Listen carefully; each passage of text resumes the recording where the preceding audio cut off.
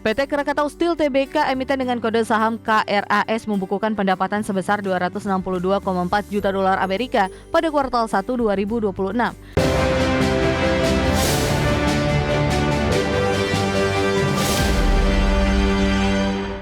PT Krakatau Steel Tbk membukukan pendapatan 262,4 juta dolar Amerika Serikat dan laba bersih 4,6 juta dolar Amerika pada kuartal 1 2026.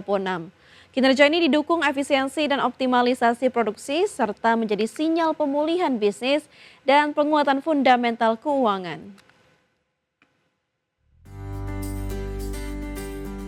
PT Krakatau Steel Tbk emiten dengan kode saham KRAS membukukan pendapatan sebesar 262,4 juta dolar Amerika pada kuartal 1 2026. Dari capaian tersebut, perseroan mencatat laba bersih 4,6 juta dolar Amerika. Kinerja ini turut menguatkan posisi ekuitas menjadi 745,7 juta dolar Amerika. Penguatan neraca memberikan stabilitas operasional di tengah dinamika pasar. Manajemen menargetkan laba bersih setahun penuh sebesar 129 juta dolar Amerika pada 2026.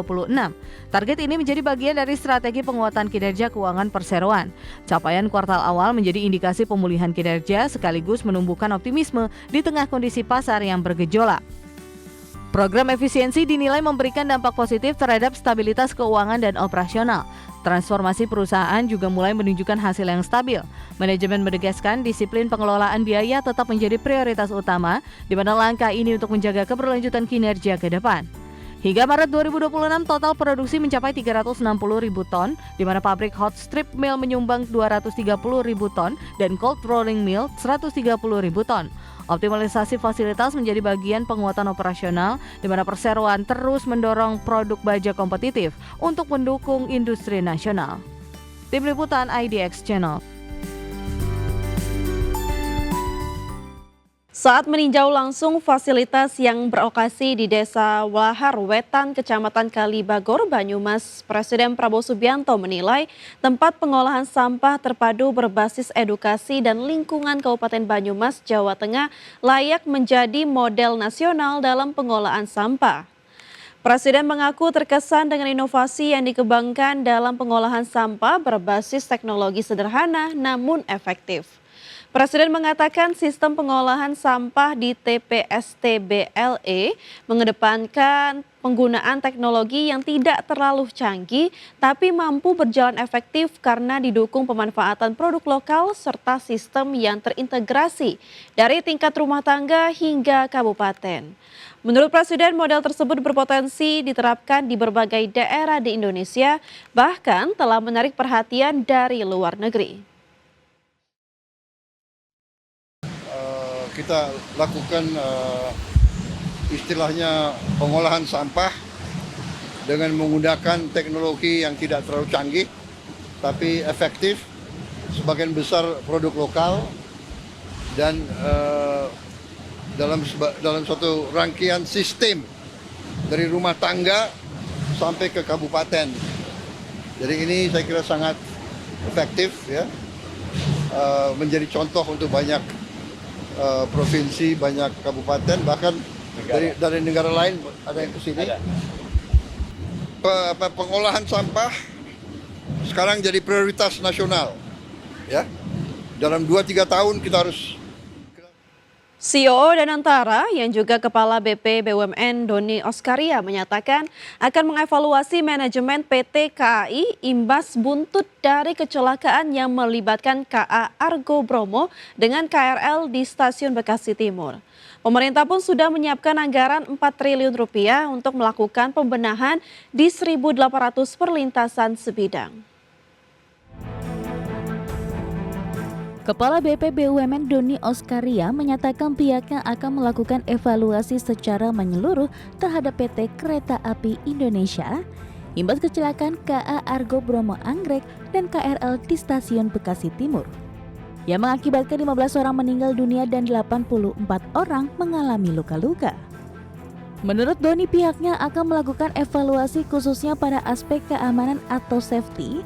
Pemerintah pun sudah menyiapkan anggaran 4 triliun rupiah untuk melakukan pembenahan di 1.800 perlintasan sebidang. Sekali lagi kita mohon maaf bahwa ini akan segera kita lakukan evaluasi menyeluruh ya, baik itu terhadap operasional daripada kereta api kita, dan terutama sekali yang berkaitan dengan safety.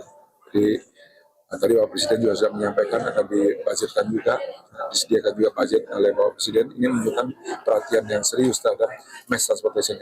Dan juga perlu saya sampaikan bahwa Presiden sangat mencintai transportasi umum kereta api ini. Doni menambahkan evaluasi ini akan dilakukan secepat mungkin agar dapat memberikan ketenangan dan kenyamanan bagi masyarakat yang akan menggunakan transportasi umum seperti kereta api. Dari Jakarta, Riki Anwardi, IDX Channel.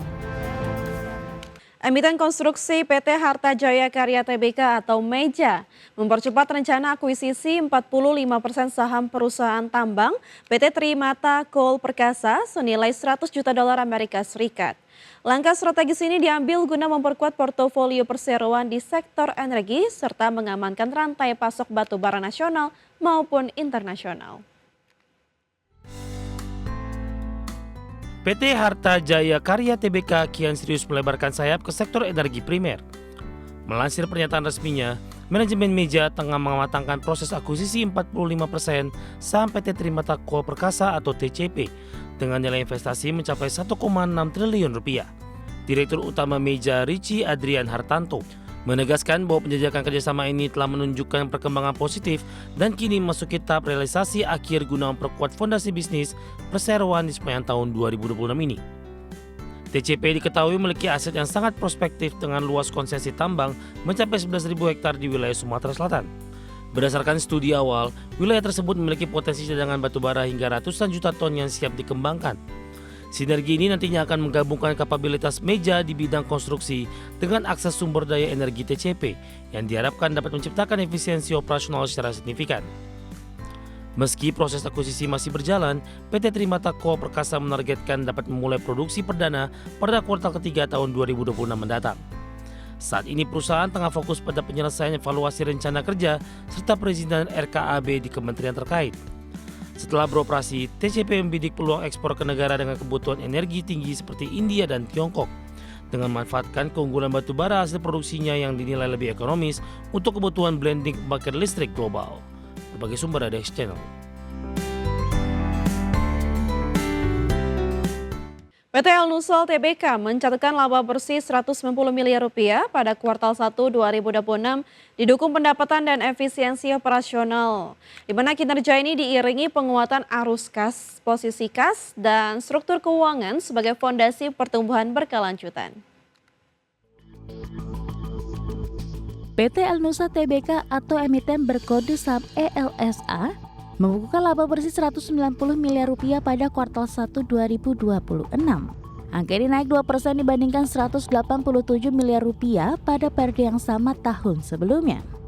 Manajemen menilai capaian ini sebagai fondasi awal yang positif, terutama dari sisi efisiensi, operasional, dan disiplin finansial. Pendapatan usaha mencapai Rp3,6 triliun, net profit margin meningkat menjadi 5,2%, EBITDA tercatat Rp423 miliar atau naik 7% secara tahunan. Kinerja ini mencerminkan operasional yang stabil dan terkendali. Arus kas operasi mencapai Rp1,04 triliun, tumbuh 267% secara tahunan. Posisi kas meningkat menjadi Rp3,39 triliun atau naik 15%. Penguatan ini menjadi penopang likuiditas perseroan. Segmen distribusi dan logistik energi menyumbang 64% pendapatan, jasa hulu migas terintegrasi 28% dan jasa penunjang migas 8%. Total aset mencapai Rp18 triliun dan ekuitas Rp5,5 triliun. Kinerja ini menjaga fondasi pertumbuhan yang berkelanjutan. Tim Liputan, IDX Channel.